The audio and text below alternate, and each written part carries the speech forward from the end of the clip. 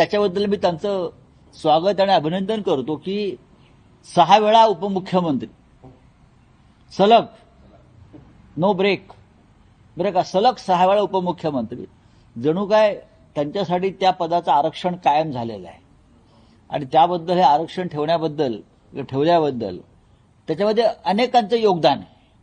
शरद पवार साहेबांचं आहे, त्यानंतर देवेंद्र फडणवीस यांचं आहे, पहाटेही उपमुख्यमंत्री, संध्याकाळी उपमुख्यमंत्री, माननीय उद्धव ठाकरे साहेबांचं आहे, अनेकांचं आहे, विलासराव देशमुखांचं आहे.